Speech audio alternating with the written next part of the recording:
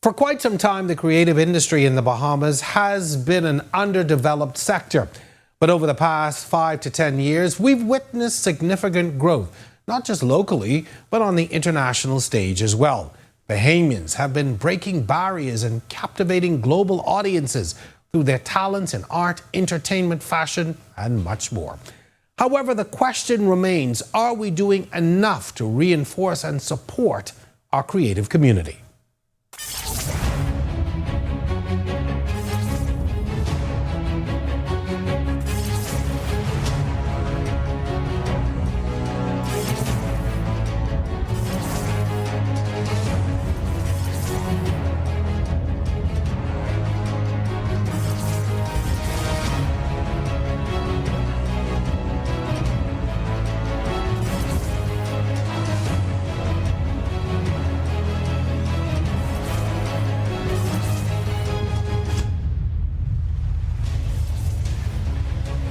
And tonight we're thrilled to sit down with a full-time content creator whose subscriber list is the size of a quarter of our population. That's right. Peter Deveaux Jr. has carved out a remarkable path, transitioning from law school to building a successful YouTube channel that resonates with hundreds of thousands. We'll explore his creative journey, discuss what more can be done to support the orange economy, and get a sneak peek into his latest project, including his streaming service and his first series. Stay with us. You're watching On the Record. Our show begins on the other side of this break.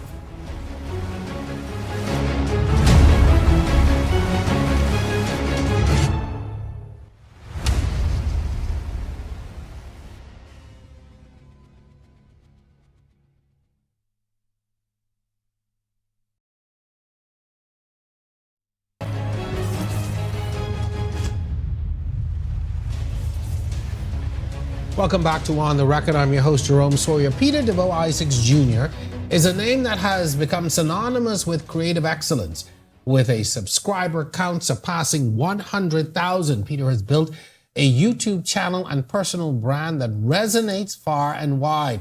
We're happy and privileged and honored to have him in our studio tonight. Welcome, sir. Glad you could join us. I don't know that I've ever met anyone who's had 100,000 subscribers. So, first, at least on a YouTube page. Before you give me my flowers, I got to give you yours. Privilege and a pleasure to be here. And congratulations to your recent accomplishments as well. I got to big you up. Honestly, I could not sit down with a more adept journalist, and I really appreciate the opportunity to tell my story. Well, thank you very much. That doesn't mean I can be any nicer with the questions. Oh, please, no. Go for it. All right. So let's begin really and talk a little bit about how you became a content creator. You started in law school. And I want to discuss sort of how that happened. You know, in the Bahamas, when you decide to become a lawyer, that is a position of privilege. I remember my grandmother saying, "You sure you don't want to be a lawyer?" No, Gabby. Yeah. But tell us about that journey. Well, you dressed me in broad roads because I got into law schools. Right. And then I actually was at a fork in the road where it was either go to law school after I finished my postgrad in political science, my master's. Right. And then it was either go to law school or do YouTube and be the pejorative that is a YouTuber. And I say pejorative because not many people understand what we do. At that fork in the road, I had just gotten, I think, about 1,000 subscribers. So that took a year. So people can then attest to just how difficult it is to get your first 1,000. Just 1,000. Wow. And that was a humiliating and groveling endeavor. Like I'm talking dropping your links in places, like links to your channel, in places where they should not be. Your mummy group chat, Facebook group chats. Worst thing to do, would not recommend doing that because they will always lead you with all kind of bad comments and tell you that inside your gap could fit a whole 10A bus. They will let you know that very quickly. Wow. But from there, I was able to move from vlogs talking about the Bahamas because I wanted to basically export our culture to as many people as I can. Because back up a minute. What made you decide, though? You talked about you were in the fork in the road. Mm-hmm. What made you decide to step aside from pursuing this law degree to now just being a content creator and focusing on YouTube? And in between that, I just would love to know what the conversation was with your parents. Oh, yeah. Well, I mean, both my dad, my mom, and my stepmom. And you know that when they receive the news that, hey, I'm actually not looking to do this law degree because I've been able to find a lot of my colleagues that actually have law degrees, they've opted out of being in law and like having a corporate law, practice, and would rather make videos like detailing legal phenomena like the Johnny Depp and Amber Heard trial, like breaking stuff like that down, could yield you far more money than it would if you would actually litigate the trial itself. But not only that, it's not a money thing in that case. So the next thing comes up with status, social status. As you said, like to be a lawyer means something. It's one of those canonical degrees. And it's just become such a superflutive degree at this point. At this point, you have to look at the paper that it's printed on. You realize that all around you, especially in the Bahamas, we have a surplus of lawyers. Yep. And from a monetary standpoint, as well as a social status standpoint, a lot of people I have found in my experience have only gone into the profession to be able to say that, yes, Esquire. So I was just like, you know what? I find it way more enjoyable to go a non-traditional route and take a risk on myself, take a bet on myself, and use my political science expertise as a political scientist to make socio-political phenomena entertaining and make videos and be able to do that on my own watch, not have to wear a suit, even though yours looks very nice. And I enjoy that.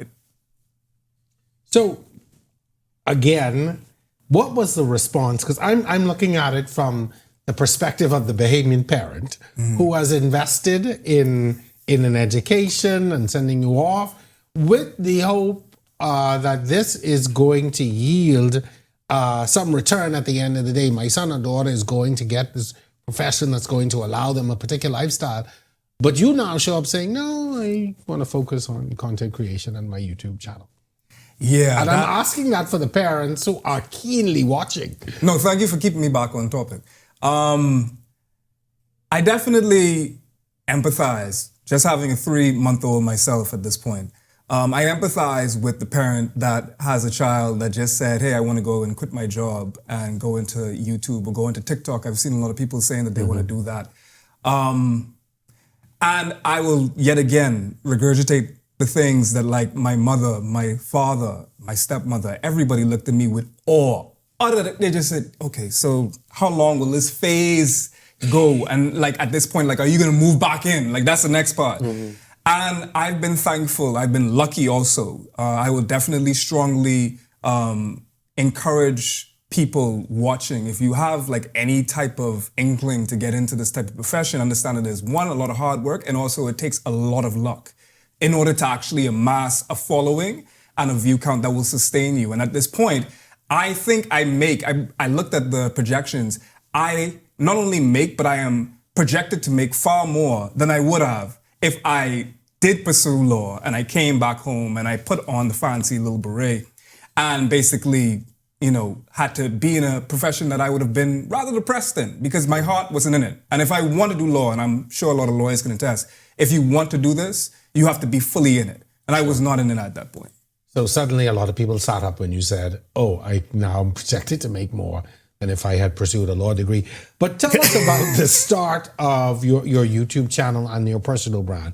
You've decided now to go in this particular direction. You began by telling us took you a year to get 1,000 subscribers. But tell us how you really began to build this channel. And what is it that really got people to start to take note and to subscribe and follow and do all of the things that YouTube has asked us to do? So I vividly recall 2020, heart of the pandemic, saying, you know what I'm going to do with all this free time that I have now, that I have to do it in session classes instead, I have to be remote, is I'll actually start my YouTube channel. And I began making vlogs, just detailing the Caribbean culture, Bahamian culture in particular. And then I made a video, and yet again, I have to make sure that I note the fact that like I do video essays, which is a genre of YouTube, which details like in-depth analysis into all kind of different things. In my case, socio-political things. And when I made that video, and it was a vulnerable, embarrassing in many different ways, like things that you would not tell your own parents, but you would tell a camera, in this case, and a bunch of strangers, resonated strongly with people, especially in the pandemic. And I blew up to, I think, from 1,000 to 10,000 in about a month. So that was that single video that really that catapulted you forward. Yes. And when I made that video, I said, okay, people enjoy not only what I have to say, but the way that I say it. Why do you think people enjoyed it? Because of the vulnerability in particular, which I think is sorely lacking, like in a lot of different places where I consume not only content abroad, but also here. Like we've seen like 1 million Get Ready With Me's, 1 million Let's Go to Prime 1 videos where they're showing the highlight reel. You see that in Instagram, you see that on TikTok. And it's taken away from, at the core of this, which is the story. And a story needs a conflict. A story needs vulnerability. It needs you to be able to bear your sundry for everybody to see. It's a risk. And when you do that, people reward you with their attentive watch time. And as watch time, the way that the YouTube analytics work, it'll get you into more of a famous status. It's interesting because there is a school of thought or there are analytics that tell us, even in this business, in the news business, that people are interested in the short version and the reels and the cliff notes. But here it is, you are saying that it is that story, it is the full explanation and delving in that is capturing people, so people are still interested in good stories. People, in fact, I would say, are sorely desperate looking for good stories and stories that we have that the rest of the world does not have. Like the type of things that I could talk about just from being from the Bahamas, living on this island, has allowed me to use like things that we would go and talk underneath the dock and slam dominoes over to gain literally every video that I put out at this point will be guaranteed to get over 200,000 views in about a month. And 200,000 views correlates at, especially, yet again, I have to add, hour-long videos, not short form. Right. No, I don't have to poo-poo on short form, but when it comes to ad rates, which we'll get into in a minute, short form does not allow for good monetization. There's a lot of myths surrounding the creator economy, and I'd love to go and talk to you about that some more. But I make longer videos, not only because it's nuanced topics, but also because the longer the video, the more ads you can place on the video, therefore the more money you can earn from that video. You can't do that with a short form video. In fact, you can't even make a sponsorship integration on a short form video. So that means that you're making content for a platform and you're not being remunerated for it. You are a slave to that platform.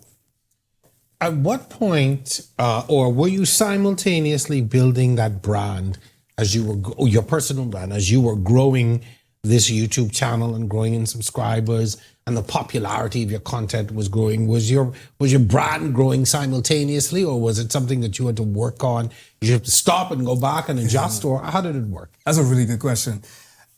Given that my face is on the internet, especially because there's a lot of faceless channels, a lot of faceless content, things that you just don't have your face on, it's allowed for people to project themselves onto me. And at a particular point, you begin to cease being yourself and the nuanced, fully fledged flesh that you are, and you end up becoming an avatar for whatever people want to project onto you. Even home, where people, interestingly enough, only know me from TikTok, where I just go into very, very in-depth Bahamian storytelling, and I don't do any of the socio-political analysis. I just bring them the stories, and they love that.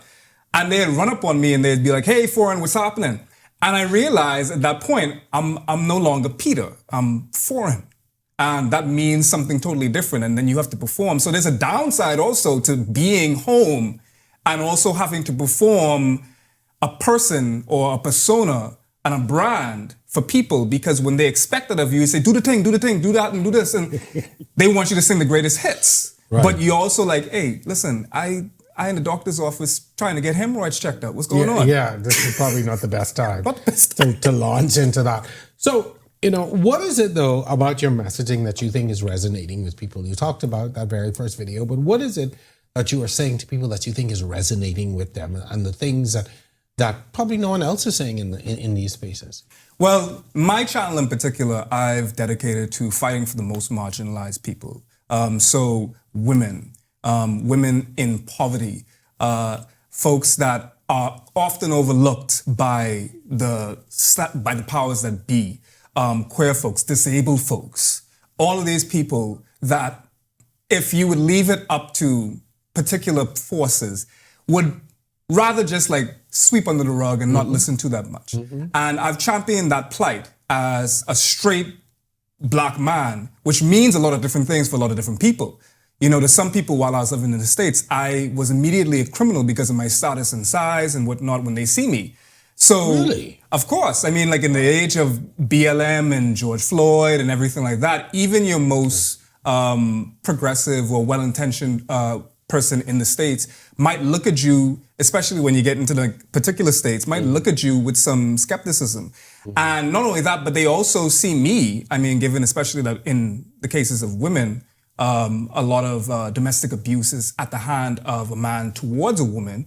Some people look at me and they see me as a brutish person and say, okay, what would this person do to me? So what I do is I provide an inclusive space for a lot of marginalized people in particular. And people like me that look like me normally do not speak the way that I speak to these marginalized classes. And by doing so, I think I uncovered a sorely missed demographic with a demand and a value proposition that I think also, like a lot of my colleagues in creation, don't necessarily realize that they're alienating with the rhetoric that they espouse as well. So an effort to be inclusive with your language and with the things that you say is very intentional because it allows me to reach an audience, not only home, and in fact, I look at my analytics and I think there's like a 0.001% like Bahamian audience. Really? The majority of the people that I reach are in the United States, Canada, North America. And I sorely miss being able to speak to my Bahamian folks. That's why I do TikToks, so I could speak directly to them.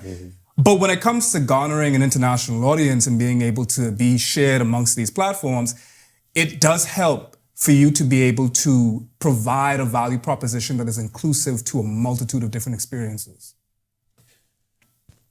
In addressing some of the issues that are affecting those marginalized groups, I'm sure you have been able to unearth a lot of the ugly and a lot of the uncomfortable things in our society that we don't often see, talk about, or are comfortable even talking about. Yeah. To put it as diplomatically as I can put it, gender-based violence is one of the big ones. Violent homophobia, violent ways that we treat disabled people, if we even think about them, especially home, unfortunately. Wheelchair accessibility or, things like autism or this neurodivergence in general, the way that we talk about them, the way that we make a space for them, or more so make our spaces hostile towards them. I've talked about it all. And most importantly, what I also think resonates with people is that I talk about how I have also been the perpetrator of those crimes as well.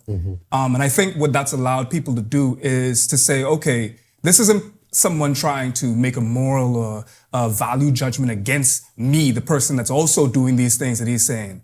But it's him saying that, yeah, I talk about these things and I have been a person that has made an environment unsafe for people or unsafe for particular experiences. And he's trying to do things to amend for that or to make it more palatable and enjoyable for an experience for all. And I think that people are allowed to get involved with that and they feel a little bit better knowing that this is a human being. This isn't someone that is perfect. And he's not trying to pontificate against us. He is fallible. And using the platform as a means to catapult to other places, which is what a lot of people use these platforms for as well. Sir, this is a great discussion, but we have to take a break. The producer's telling me we've got a break. You're at this kind of work, so you know how it is. We'll take a break. When we come back, we're going to talk about the orange economy in the Bahamas. Stay with us. You're watching On the Record. We're back right after this. I appreciate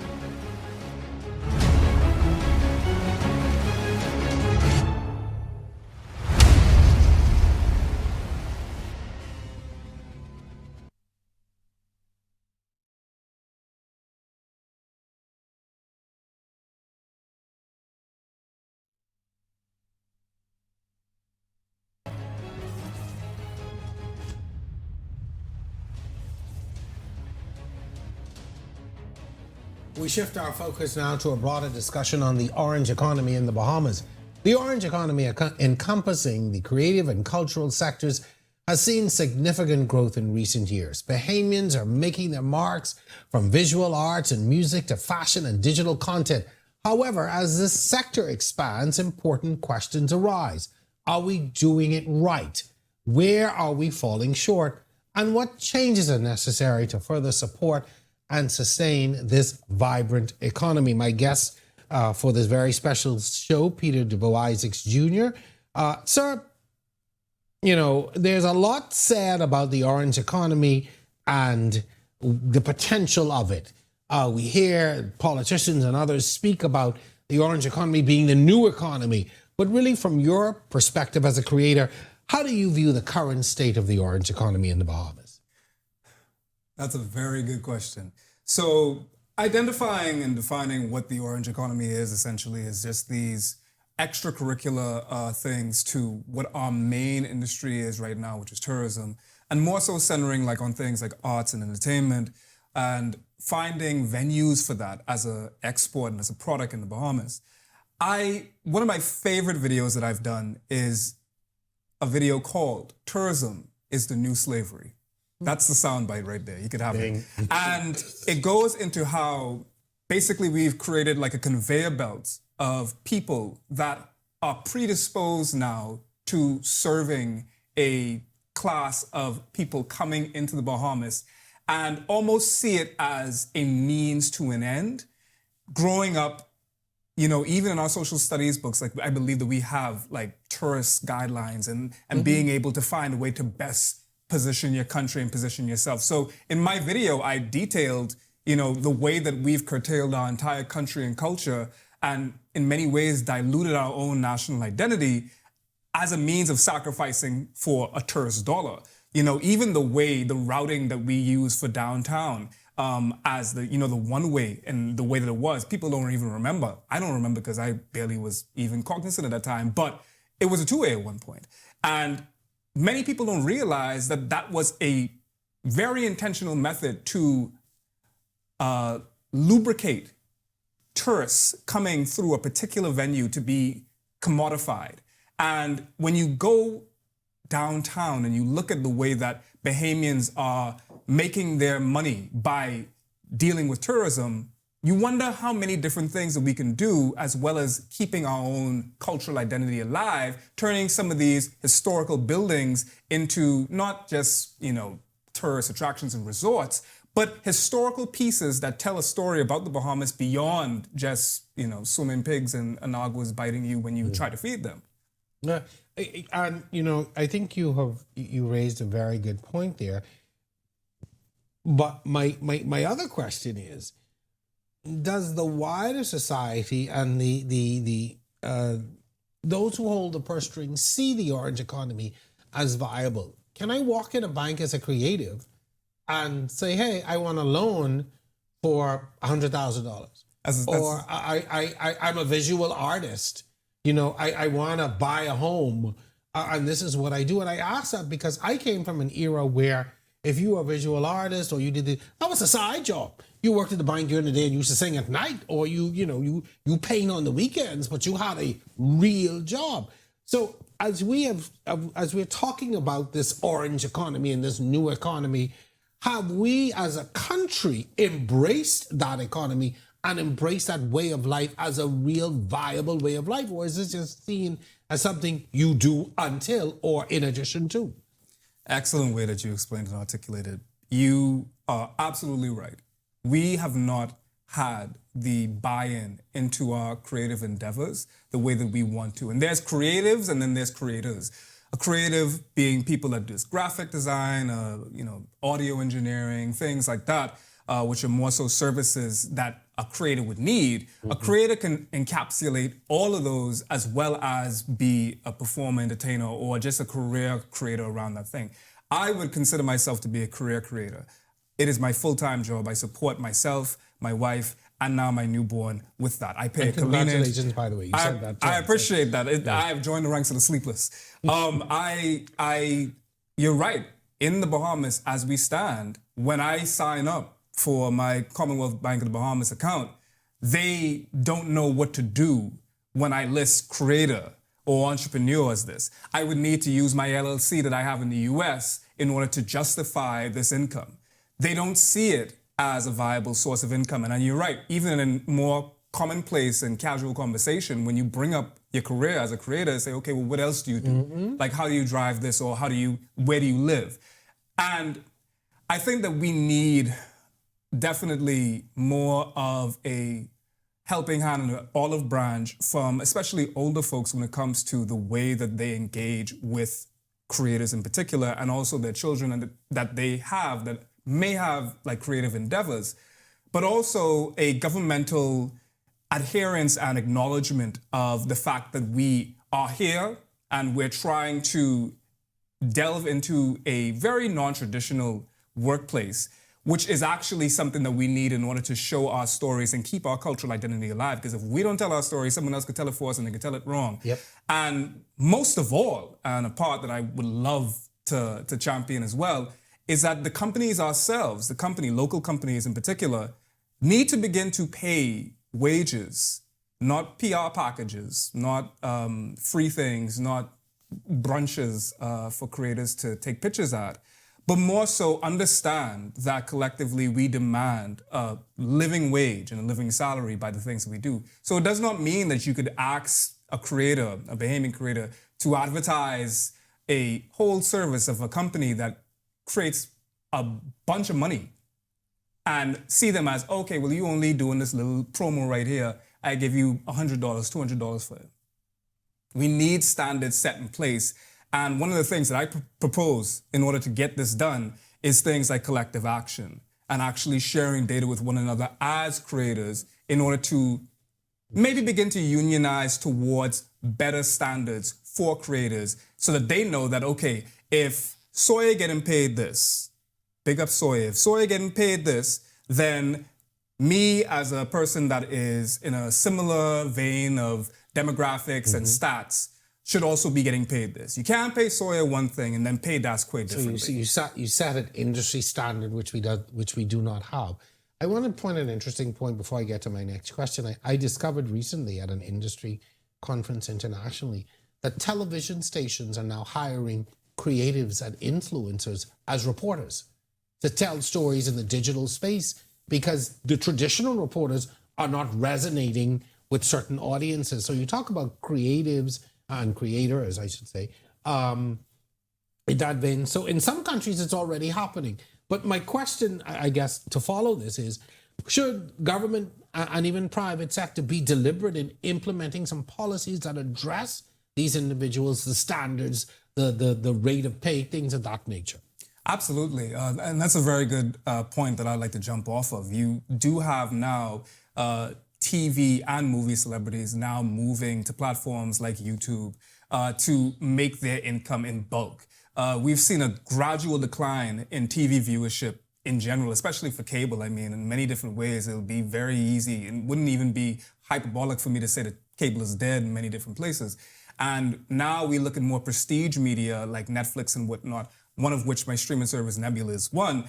And we're more so now realizing that influencer marketing, although that is a very loaded term, influencer and creator marketing actually ends up yielding far more revenue and buy-in from customers than if you were to put Brad Pitt in front of something on cable television, because influencers have a parasocial relationship with the people that they're being watched by. And if I have my face behind a particular product and I say, hey, I use this, and I give the different pros and cons about it, it's far more authentic. And traditional media now has kind of like a stink to it as being seen as inauthentic or too produced. But when I do, people say, okay, he uses that. I like this guy. I watch this guy on a regular basis. I will also use that. And I've promoted a medley of different products all internationally. Unfortunately, I haven't done any Bahamian sponsorships, but I've done all kind of different sponsorships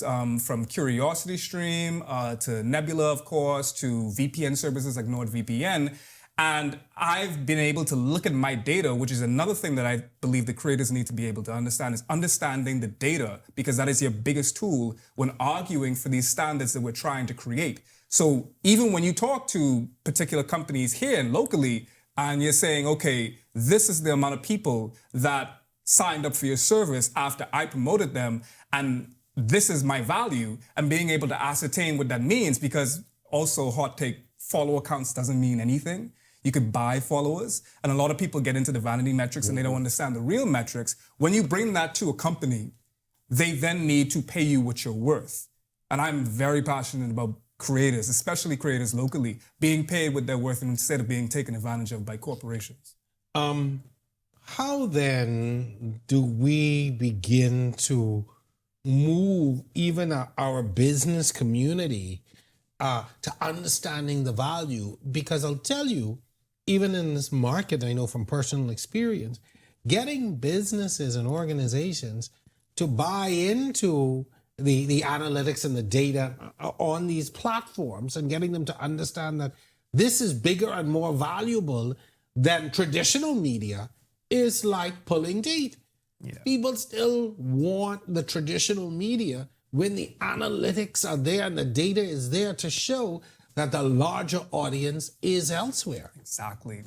And so if people don't even want to advertise on it, how do you begin to get them to pay the people who are involved in creating these things? That's an excellent question. In fact, I will probably lead to that later because I have a secret for you, because I have like a lot of statistics and privileged data that I've been able to derive that will actually show exactly that. But in particular, adapt or die. I think that is the mantra that I would tell like a lot of different companies that are very reluctant to get into new media and to get into platforms like YouTube and whatnot to supplement their public image and perception, even if you want to do traditional media. It is far more effective, as we've been able to see, and I could prove it, I have the data to show it. If I need to broker those conversations, I'll gladly hop into any seat, hot or cold, and tell people exactly what they need to know as far as the data and yields, where their advertisement and marketing budget can actually be more effective. But as we've seen, not only from that standpoint as far as just people making more money when they're selling products through influencers, but we're also seeing that a commercial in traditional media is far more expensive than it is for me to make a minute-long ad integration to promote your service.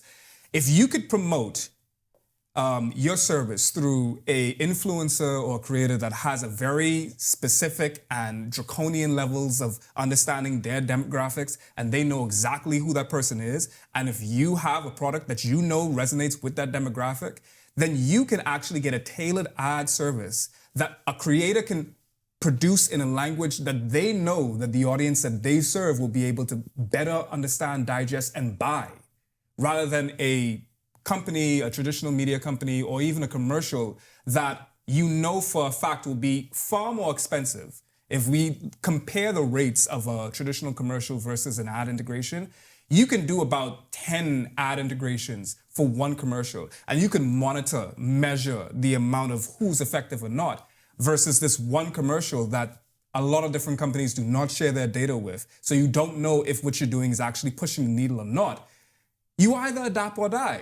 Companies, whatever big companies it is, if you embraced your influencer, your local creators, if you know that they have a strong hold on the community, and some people are taking advantage. I definitely have seen Garcia, Sawyer, and many different creators take advantage of local economies and they're working together. But we need to standardize that, and we need to extend that even further, because traditional media has a place, it has a particular presentation to it, and the demographics that it's missing, which is a very large part of the pie, you are missing as a person that advertises exclusively on traditional media.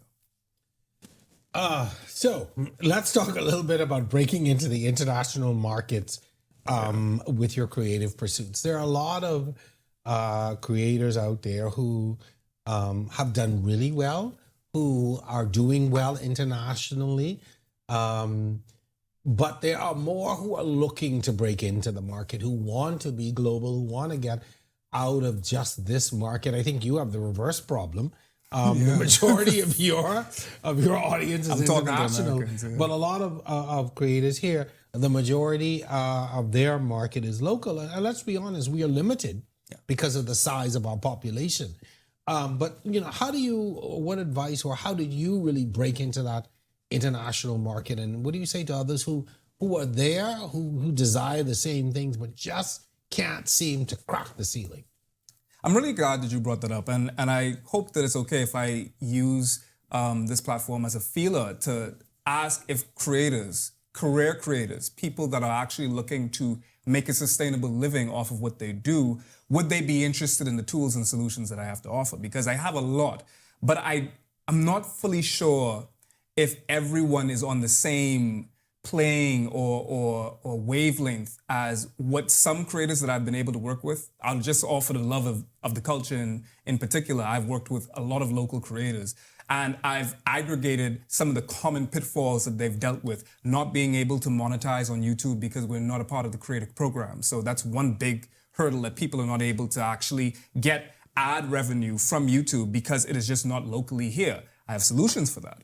Or more importantly, like, YouTube is just very difficult to grow. And I'm talking about YouTube because it's, I would say, the sole sustainable platform that I know is not going anywhere, and I know it pays creators justly. And I'm all about creators being paid what they're worth. I would not advise people, I'm giving free game here, like before, like free game. I would normally try to put this behind a paywall, but if you're on TikTok, and I've made TikToks, but if you're on TikTok and you are a career creator and you're trying to make a living out of this, then I regret to inform you that it is extremely difficult, if not absolutely impossible, to be paid a living wage solely on TikTok. Now, you can find business on TikTok, meaning you can advertise what you do and you can get. Is that, because I know a lot of people try to use TikTok as a way to solicit business. Absolutely, yeah. So like if you're a restaurant or whatnot, to get word of mouth out. But if you're trying to commodify your content in particular, so like if you're trying to get ad integrations on there, if you're trying to get brand deals that will pay you a sustainable amount, you'll get brand deals to send you PR packages. You will get a couple dollars from a brand, even if you have millions of subscribers. But what we've been able to see through not only like my streaming service Nebula and looking at the data, TikTokers come to, and these are TikTokers with millions of subscribers, they come to the rooms that we're in and nobody knows them. They have absolutely very, very little vertical depth, we call it, with their audience, simply because they're just swiping and they don't have a long enough time to build a relationship with the person that's watching them. So I have solutions to more so not only build your vertical reach with your audience and actually get them to be moved to the point where they're purchasing things that you're putting in front of them, or that they're subscribing to you, watching your content like long term, but also your reach. Because there's things that I've seen like a lot of creators do here that is just stunting what is otherwise very good work. And just being able to widen their reach so that you're not only appealing to a limited market, but you are appealing to a wider market, and you're able to aggregate all of that together. I have those solutions, and if you would like to reach me out, I'll give my email out, foreignman@nebula.tv. If you email that, my agent will pick it up, but just let me know, just drop a Bahamian flag in there, and I'll say, listen, that's me. That's me. I want to talk to them, because I really want to see Bahamian creators thrive and be paid what they're worth, and not have to resort to substituting what their dreams are in order to make money and live, and just address the hierarchy of needs. Listen, this has been it's a phenomenal conversation. And I always make jokes about my age. I'm 52, so sometimes I struggle to keep up with I struggle to keep up with these conversations, but I know how relevant and important they are to our future. And so we have a lot more to talk about. When we come back, our guest celebrated more than just the nation's independence on July 10th. Stay with us. We'll tell you more on the record.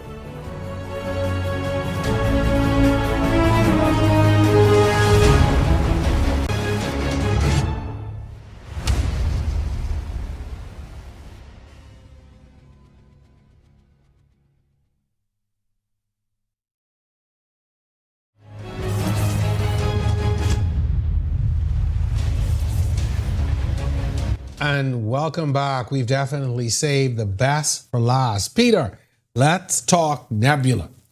I have to admit, when I saw the trailer and the clips, I was completely blown away. So tell us about Nebula, and first of all, how you got involved. So I appreciate that.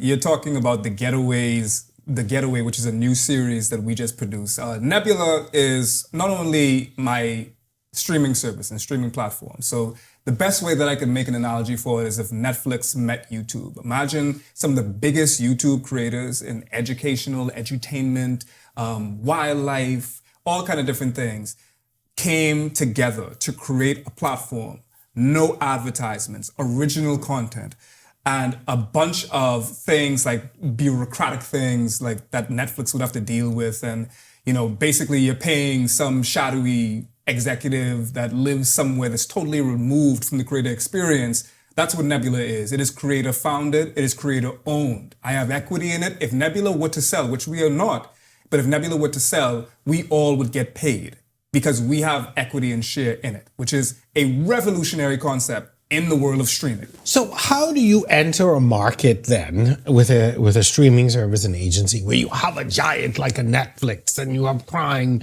and you have all these big boys, these big giants that are already in the market and seemingly dominant? Like, first of all, what gave you the guts? You say, where you get the dive? I agree. Like, I am very thankful when I had my agent reach out to me, Dave Whiskers, who's a good friend of mine as well, and he is the founder of Nebula. And he saw the very video that actually blew me up, where I was discussing like very vulnerably and using that to tie into socio-political discussion. And he was impressed by the analysis as well as the humility and the vulnerability. He said, I'll be perfect for it. And not only did I find people that would manage my agency, like as far as just like my sponsorships are all handled by them. They get a very small commission. They also handle any type of exclusive content and originals that I'm producing, like The Getaway, which we're about to talk about.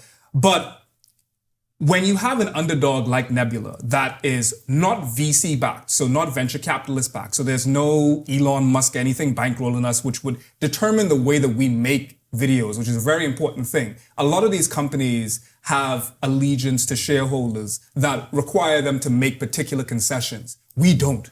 We are fully punk rock, like creator owned. We have no allegiance to anything but making incredible art for the people that actually subscribe to us. So you pay a small fee, a monthly is $250, or a year is $30, or for a lifetime $300, which is actually extremely good rates. I mean, Netflix, I think, does like $15 right now for like a low tier. We do $30 for a year.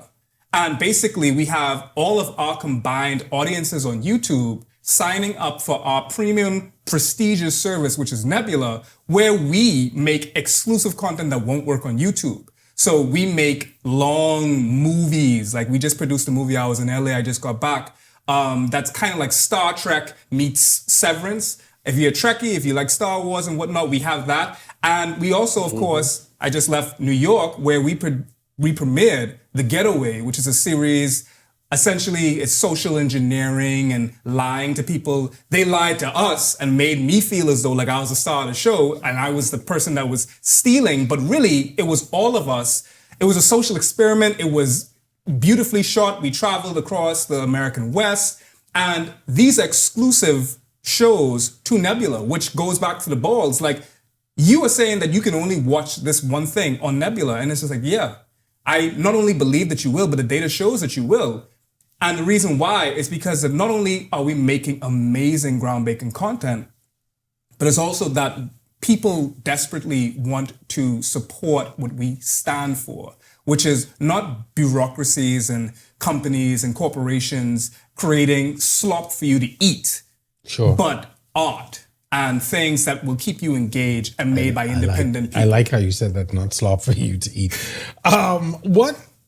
How does Nebula also support, or can it support local content creators in the Bahamas?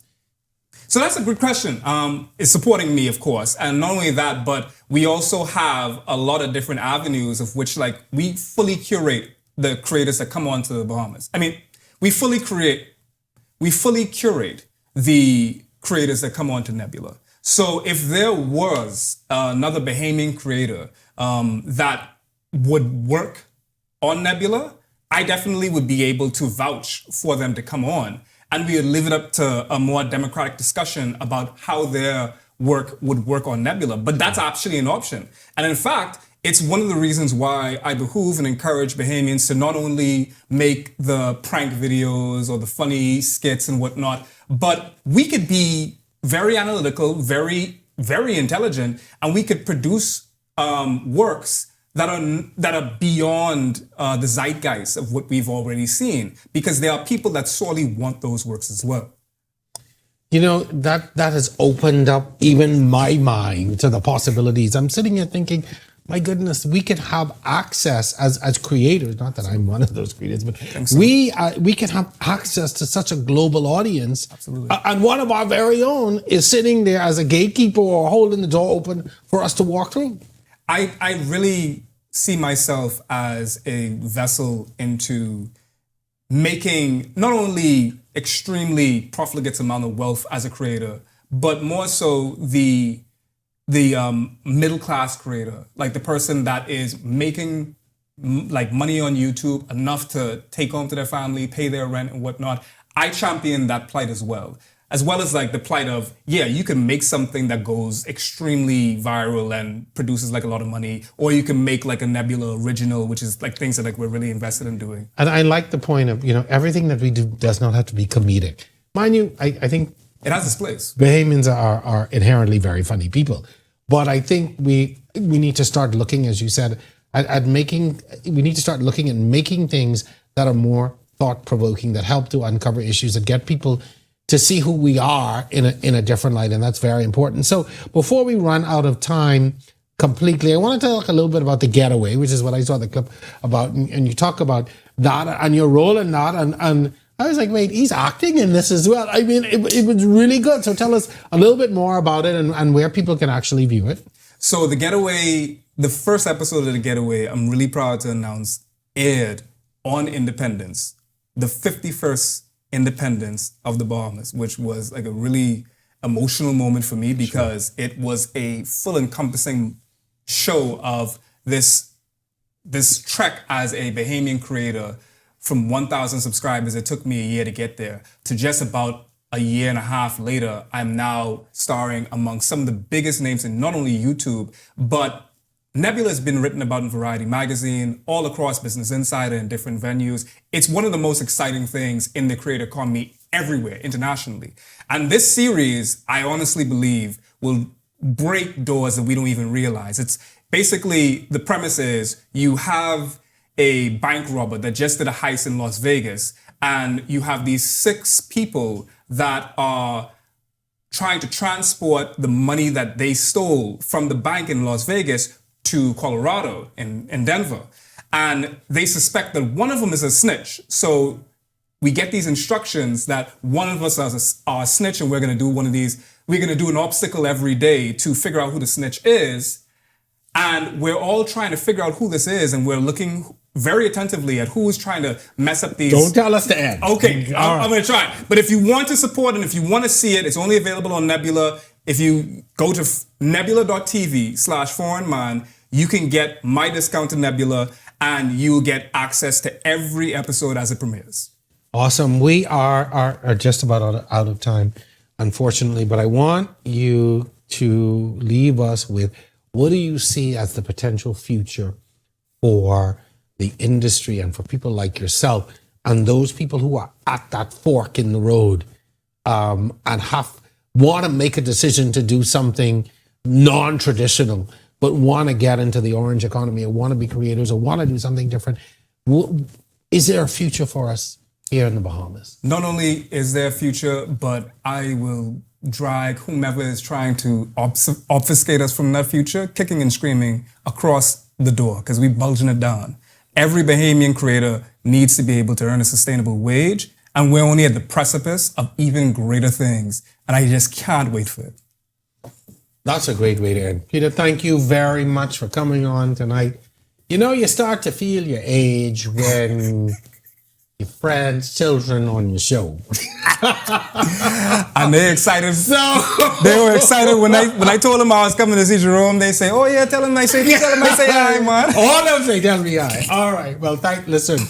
Continue to do well. You make us so proud. I appreciate as a Bahamian quite often our people are abroad doing great things and we don't know about it. In this case, you are home doing great things and we are just finding out about it. So continue to make us proud, continue to do great things. I hope that this show encourages many more. I hope that, many show up at your doorstep looking for your help, as you have said, and you help to really catapult this industry. I think too often we just rely and wait on the government to do things for us. This is our opportunity to do for ourselves and to do it differently. You talked about people coming together to set the standard. And I hope that this is the beginning and more creatives see this and begin to band together and start to demand the things that you are entitled to. Thank you so much, Jerome. I really appreciate it. All the best. As we wrap up tonight's episode of On the Record, I want to thank Peter for joining us and sharing his incredible journey and insights into the creative industry. We wish you continued success in all of your future creative pursuits. To our viewers, thank you for tuning in and for being a part of this enlightening conversation. We hope tonight's discussion has shed light on the potential of the orange economy in the Bahamas and inspired many of you to pursue your creative passions. Until next time, I'm Jerome Sawyer. This has been On the Record. Good night, everyone.